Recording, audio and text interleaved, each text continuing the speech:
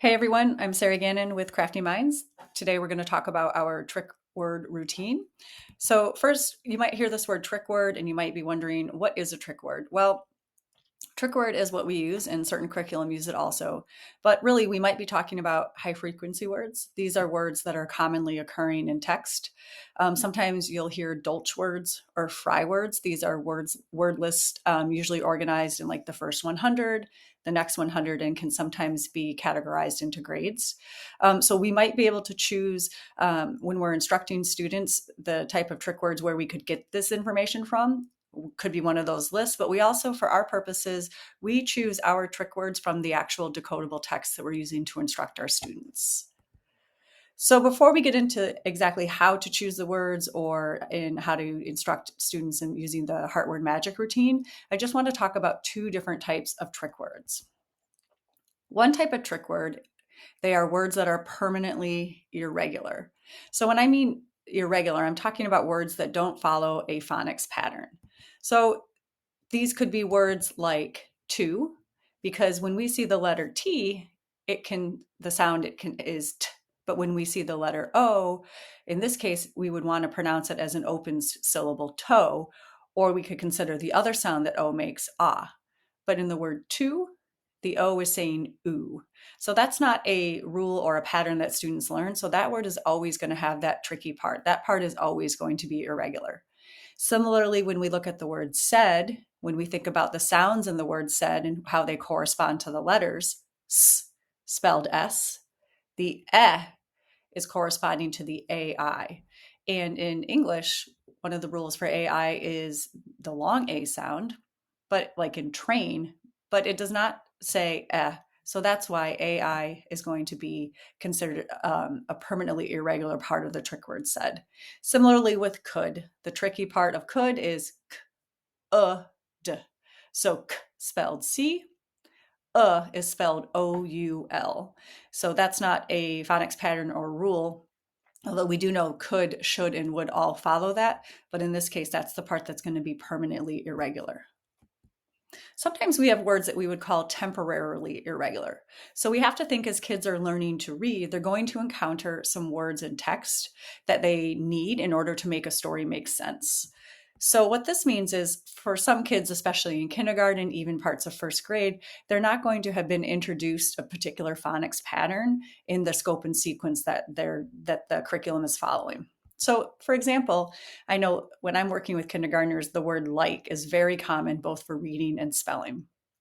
If you look at the word like, it's following the VCE spelling pattern. So V, the vowel, I, consonant K, um, and E. So the VCE spelling pattern, which is the silent E rule, when kids are in kindergarten, we're not going to teach that explicitly to them until maybe later first or second grade. However, it's a word that they're going to need to use for reading and also for spelling. So what we might do is teach kids that this part that they have to learn by heart is temporary, and that they're going to then be taught the permanent, they're going to learn the actual phonics rule later on. So sometimes we like to differentiate this for kids that some of these words are permanent trick words, some of them are temporary. It really is up to you what language you want to use. Same with the word have. A lot of kids won't know it, and when they're in kindergarten or first grade, that no English words end in the V. So one of the jobs of the E is to go on to a word that ends in a V, just to protect it, so that we know that English words don't end that way. So it's really, again, up to you how you're going to differentiate teaching them. But what we want to do is we'll note the tricky part by heart. Okay, so that's where we get this routine called trick words or heart words. You'll just see a lesson plan here that we have listed, and this comes from the book Will This Fit by Dandelion Launchers, one of phonic books. And what we've done is we've taken the actual text and we've pulled out the trick words, the words that are the high frequency words that we want to make sure we instruct kids in, because these words are going to be in the text. So generally, with the rule of thumb with children who are in K1, even 2 and beyond, I like to select one or two of the trick words that I'm going to teach them from the text that are completely new. I want to introduce them to something entirely new, but then I also want to make sure that I'm cycling back and doing some cumulative practice on words that I've already taught them. So in this particular book, will this fit? You can see the word she is a brand new trick word. That's why I've just noted it in gray. But then I'm also going to review the words the, and says as part of my instruction. So these kids have already been explicitly taught how to read and spell these words. But as we know, a lot of kids need to have some review. So this is why I've chosen that. I don't recommend having students learn more than 2 words in a setting. It just feels for a lot of kids that 2 words where they're learning the spelling and then to read it is enough. However, you maybe have kids who can handle more, so you'll use that. You'll use your discretion there. So as I mentioned, we're going to show you a trick word routine. And I just wanted to explain to everybody, we use this routine from Really Great Reading called Heart Word Magic. And what we like about Heart Word Magic is it's a routine that helps kids map sounds to letters. So we'll first say the word, and I'll get into more detail. Then we break the word into its sounds, and then we note what letter goes with which sound. And if there is a tricky part, that's the part that we want students to learn by heart. So something I found really useful is to make sure that I explain before I teach trick words the concept of what learning something by heart means. For some kids, that's totally new. Other kids, they know exactly what that means and can talk about it. But I want to make sure they understand why I use the word learn by heart and how that correlates to this idea of heart word magic. So there's some words, there's some learning here before you get into this routine. Like I said, it is from Really Great Reading, so you can always visit that website to learn more. And the reason why we do this is because, as we know, kids need to be able to access words that maybe don't follow a phonics pattern. So we want to make sure that they know how to break the part, that they know that they've been taught into sounds, and also there might be irregular part that they have to learn by heart. This eliminates sort of the flashcard way where we might have written words on a whiteboard and flashed it over and over again, asking kids to just recognize the whole word. So we know that's not really effective in helping kids learn to read and write, in particular high frequency words. So we have used this routine with a lot of success. You'll find in your manuals that you can access the script. So what we've done here is we've given you the relevance, the overview of the trick word activity here. So you can read a little bit of the research or the reasoning behind it. And then on the other side, we've given you the suggested language. So again, this is just one way that you can practice. You can print it out and you can use the language that we suggest until it becomes second nature for you. So again, we highly recommend you printing this out so that you can follow along when I give my routine. So you might notice there might be places that I deviate slightly. That's okay. But you'll see that I'll hit all the points of delivering a trick word routine. Okay. So I just wanted to show you, for example, here, the word to, right? To is the trick word. And we're going to show kids how to break the word into its sound. So the word to has 2 sounds, t, oo, and you'll see that I've been able to put the letters that go with those sounds in each of those boxes. The oo is the part that's going to be by heart, so that's why it goes there. Same with the word of. If I break the word of into its sounds, v, there's 2 sounds, 1 letter for each sound, but this time I have 2 tricky parts. When I say it's actually represented by the O, and V is not represented by a V, but it's represented by an F. So what does this look like here? In a case like the word said, we've already talked about that word. Said has 3 sounds. If we say it together, we go s, d, 3 sounds. This is spelled with an S. The in this case is spelled with the AI. So we're not putting individual letters necessarily in each box. We're putting the sounds. So that's why said has 3 sounds, 4 letters. But the part that goes in the is actually going to be 2 letters making that sound. That's the part that students need to learn by heart.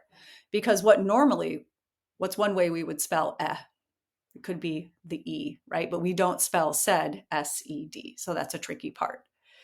Here's a case where we have the word the. Again, we would say the word the. I'll show you the routine in a minute. And the first sound is th, represented by TH. And the last sound is represented with the E. So depending on the student's age or depending on what they're reading, You might note in your, if you have our Decoding Duo manual, that the TH actually has a heart underneath it. So again, for some students, they maybe have not been introduced to digraphs that TH together says. So in some cases, you'll notice that we've put a heart underneath the digraph TH. This goes back to that idea that this is a temporarily irregular word part. So again, students maybe need to know this right now. And so that's why we're showing them, but they'll learn later on that when they see TH, it's going to make the th or the th sound. So what I wanted to show before we get on to the very final review is just how would we teach students this. So I'm going to use the word to. All right, so I would tell students that, all right, today we're going to talk about the word to. Everybody say to. My students would all say to. That's a really important step because we want students to have that word in their oral vocabulary, in their oral language, and we want them to pronounce it. So I usually have them just repeat after me, and then I often give a sentence like, I am going to the grocery store after school. Some teachers, depending on your focus, will have students also come up with a sentence, but for my purposes mostly, I get right to the word. Okay, what I do is I'll write the word to and I'll name the letters T, O. Again, this is really helpful when kids are first learning letters and sounds and all of those stuff, so we want to name those letters for them. I have them write it on a note card or a piece of paper that I'm using for my words so that they can copy it. And I have them name the letters as they do it too. So then I say, okay, so the word to, let's think about how the sounds are in the word to. We're going to break the word to into its sounds. Watch me. This is where I'm showing them how to do it. All right, so I'm going to teach them. I would say to, t, ooh. There are two sounds in the word to. You try. I'd have my students try that. And then I would say, watch me as I leave a line for each of the sounds. T, ooh. Again, what are the sounds? To. Let's say them. T, ooh. So again, I'm always asking my kids to say something that I've said. They're saying it in return, and I'm pointing it out on my example. So it's a lot of back and forth. And then I'll tell them, all right, let's say the first sound again. What was it? T. You're right. T is spelled with a T. So we're going to write the letter T on that first line right here. Just had to make a little note. They're going to do that. And I'm watching this all the time that they're doing that. I can coach, I can help them with some letter formation if I notice it, or I can leave a little note for later. All right, the first sound was t. What's the next sound? Ooh. Ooh, what letter spells ooh? You're right, it's the letter O. So we're going to put that here. T, ooh. That's the part that we have to learn by heart because O usually doesn't say ooh. You could talk to your students depending on what they know about the letter O. They might say, O says ah, or O can say O. And again, you're reinforcing that in this word too, that O is acting a bit magically. It's not saying its sound that we know, so we're going to put a heart here. And then I say, what was the word again? To. How is to spelled? T-O. And again, I can ask kids to show me the sounds in to. I can ask them what's the tricky part that they need to know. So that way they can put this on their word ring. They'll know that this is something that they're going to be practicing over the course of the week or over the course of a couple days with me as we practice our words.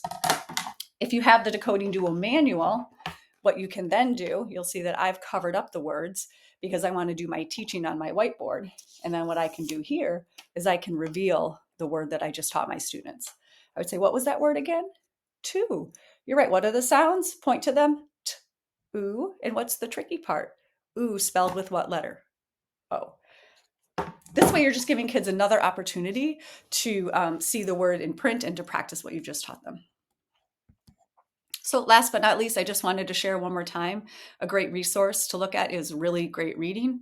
They have some excellent write-ups on what trick word or heart word magic routine is.